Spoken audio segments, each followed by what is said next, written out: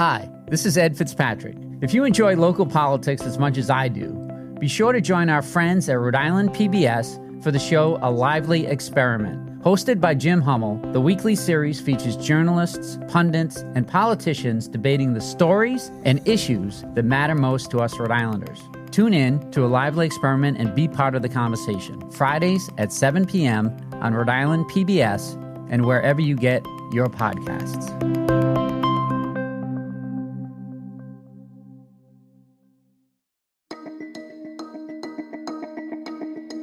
From the Boston Globe, this is Rhode Island Report.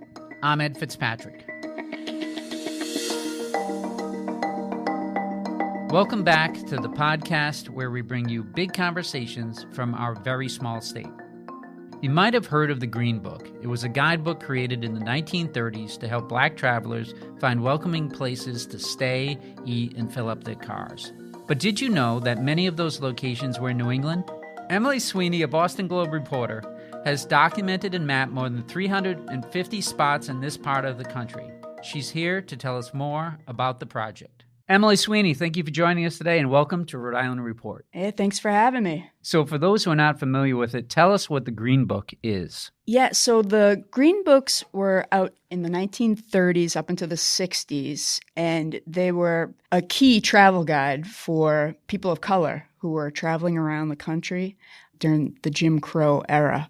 And it outlined listed businesses that welcomed people of color, African-American customers, hotels, gas stations, restaurants, all types of businesses.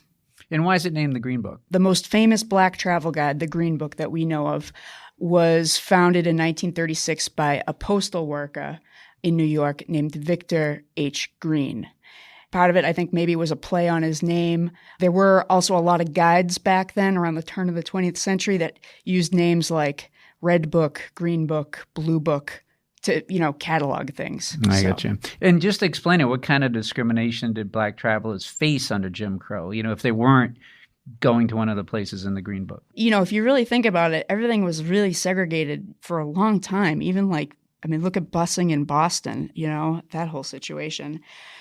So, at any given time, if you were like a Black person driving through the country, if it was the 30s, 40s, 50s, 60s even, if you stopped at the first hotel you saw, you weren't guaranteed that you were going to get service. You might walk in and they'd be like, oh, we're totally booked. And then, a white person will walk in after you and get right in. And same with getting filling up your gas tank.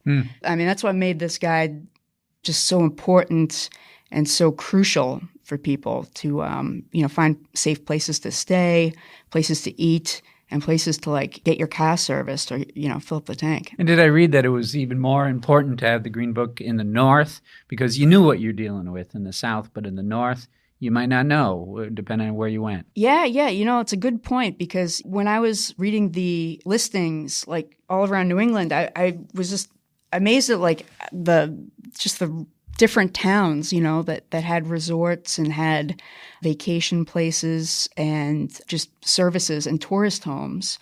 They were, again, sprinkled throughout the state and throughout New England, and they definitely served a really crucial role in keeping people safe while they traveled. Was it something that was updated each year? Yeah, so the Green Book didn't come out exactly annually, but that was the purpose of it, to be revised and have the latest listings. It wasn't published during some years during World War II, but for the most part, it came out, mostly from the late 30s up until the 1966 to 67 edition. And a lot of it had to do with the, Civil Rights Act being passed and finally outlining throughout the country discrimination in public places like restaurants and theaters. And was it for the whole country or what areas? Yeah, so when Victor Green started his Green Book, it focused on New York first. And then a couple of years in, he went nationwide. And so it covered all the states, eventually went into other countries as well. I was surprised to see how many locations were in New England. Yeah, how many are in New England or were in New England? So I don't have an exact number, but what I did do is for this Globe package, we created a database of locations in all 6 New England states, and we had just over 350 locations spread out all over. And I've got to ask, how many in Rhode Island? Well, there's just over a dozen locations in Providence. Wow. It listed in the Green Book. Can you give us a few examples? Like, are they still around? Yeah. So for the most part, most of these places aren't around, unfortunately. Okay. But there are some. For instance, the Biltmore, that was in the Green Book. Oh, It was kidding. listed several years, and obviously that's still around. One of the big businesses that the Green Book listed were these things called tourist homes. And tourist homes were kind of what author Candace Taylor calls kind of the Airbnbs of the day. Huh. So it was a type of place. It was a private home, and the person kind of ran it as like a bed and breakfast of sorts. But it was very simple. You could rent a room for the night or maybe a couple nights. And yeah, these tourist homes were really popular, and they were all over the place, including in Rhode Island. So what was the criteria for getting into the Green Book? There was no clear guidelines. There were Black-owned businesses who were advertising to Black travelers. So they were, surely getting in touch and making sure their listing was correct. Oh, you would reach out to the authors of the Green Book and say, can you put you could buy an ad. Yeah, you could buy an ad, or say you moved, you know what I mean, your shop or your restaurant, your tourist home, you could, put an updated address in. At the beginning of every Green Book, Victor Green would say, please contact us if you've had any changes, you know what I mean, if there's any businesses that we should list, things that we missed, that type of thing. And I think there were people who checked it out for Green. He didn't check out every location himself, you know what I mean? But I think a lot of them were nominated, people nominated themselves. And then, we've also, doing the research for this project, we've come across a couple listings. There's a resort up in New Hampshire we're trying to sort out that's been owned by the same family for decades and decades and decades. Same family owned it back then when it was listed in the Green Book. And they're like, we don't know why we were listed in the Green Book because it was pretty, white. You know what I mean? So, not that they discriminated or anything, but it's an interesting aspect, that we're still doing research into. What got you interested in writing about the Green Book? Well, I'm a huge history buff, and I honestly, I stumbled across it just somewhat recently. And when I found that the New York Public Library had digitized a whole bunch of them, I started just going through them and looking at them. And I was surprised to see how many were just sprinkled throughout Massachusetts, because that's where I'm from, and just how many places, I was how many beauty parlors there were listed. I was amazed, you know what I mean? There was a lot of, women-owned beauty parlors all over Boston and Roxbury that were listed. And I started looking up the addresses in Google Maps and being oh my God, the buildings are still there. People walk by them every day and have no idea that this was Betty's beauty shop, or you know what I mean? And so I started just making note of the addresses, and then I started going into the archives of Black newspapers at the time and finding advertisements and photos of the owners.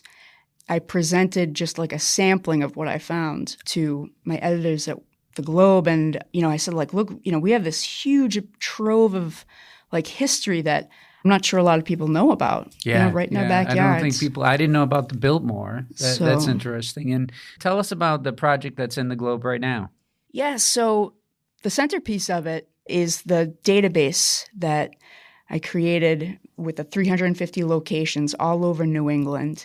With the help of all my great colleagues, we ended up mapping these out by location. And, some of the addresses didn't really have addresses, especially places in New Hampshire, Vermont.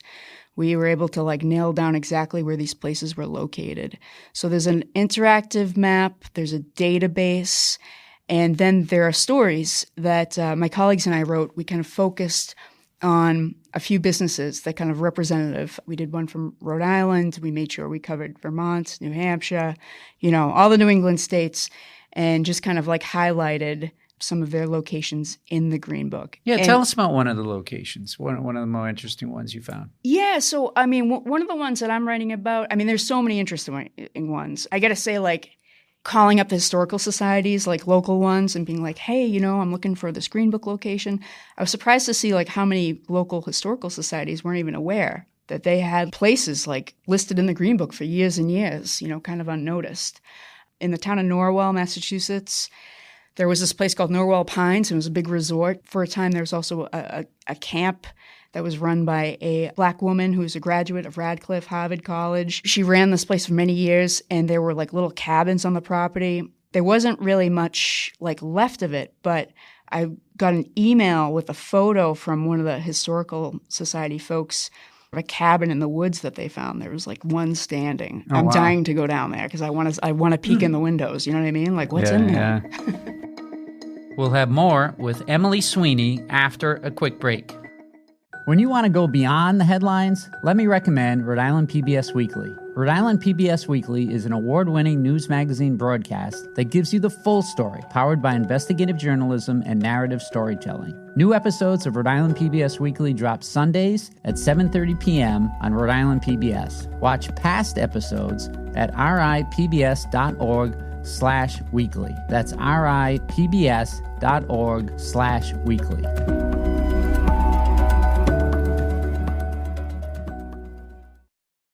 You know, I saw a story about how Harvard just bought a 1949 Green Book for $50,000. So are they pretty rare, the physical, the print copies? Yeah. So again, that was a hefty price tag for a book. And, you know, that's what I'm so grateful that the New York Public Library digitized the copies of so many different years, because otherwise we wouldn't have any of this information out there.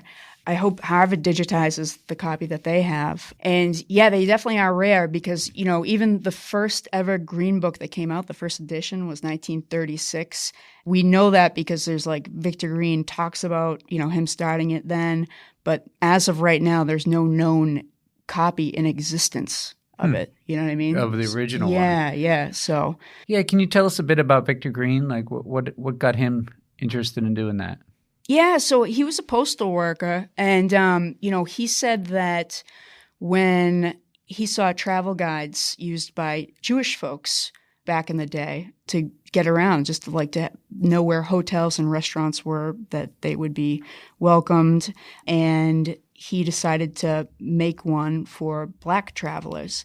What's interesting, though, is that before the Green Book and before Victor Green did his first one in 1936, a woman in Connecticut named Sadie Harrison actually did a hotel guide for Black travelers, and hers came out in 1930 and 31. I don't know if it just didn't gain enough traction, or, you know, maybe her marketing efforts weren't as good as Victor Green's, which were excellent. I mean, the Green Book became famous because of the wide circulation it had, and he made sure that they were sold in every like Esso gas station, you know, across the country. Esso, so, yeah. So any of these sites have plaques on them, or does anybody know that these sites were in the Green Book? There are a few that have like historical markers, but like overwhelmingly, like for the most part, most of these places are unrecognized. Sometimes the buildings aren't even there anymore. My hope is that like with this database and the Globe doing stories, I hope this is just the beginning. I hope we start doing tons of stories, because there's this huge history of like Rhode Island, you know, Black business owners that like these stories should be told. Hopefully they can be recognized in some way if these buildings are still around, you know, have a historical marker or a plaque, because a lot of these businesses were in the Green Book for many, many years, for decades even. Sure. And why is the Globe doing this project now? We really raced to get this done in time for Black History Month. And I really want this project to be like this is just like a jumping off point, like a foundation, because I don't want it to be something like, oh, it's up for Black History Month, and then it disappears into the depths of the Globe website, because we have so much great content, but things do get lost in there.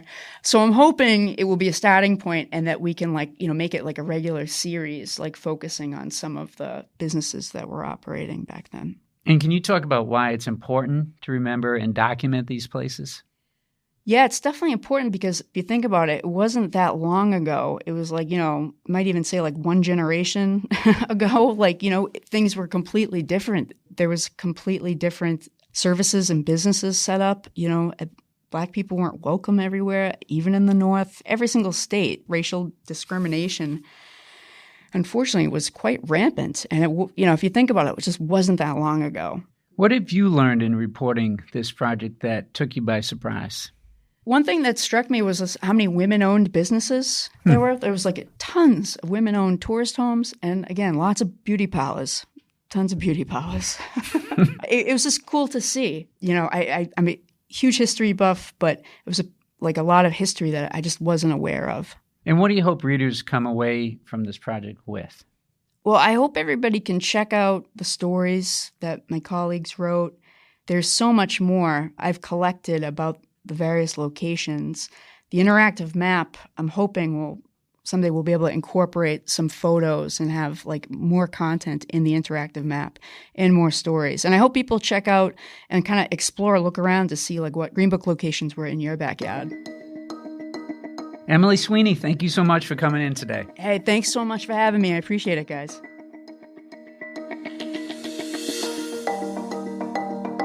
To find Green Book locations near you, go to globe.com. That's globe.com. Rhode Island Report is a production of the Boston Globe in collaboration with Rhode Island PBS.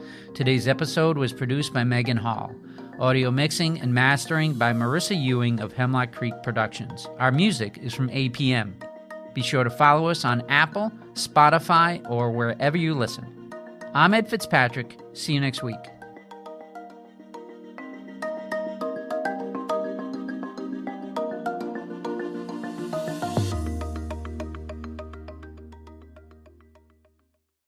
Looking to binge watch all your favorite PBS shows? You need Rhode Island PBS Passport, Masterpiece, Antiques Roadshow, Rhode Island PBS Weekly, and many more. Watch them all, anytime, and from any streaming device. Learn more about this member benefit at ripbs.org/passport. That's ripbs.org/passport.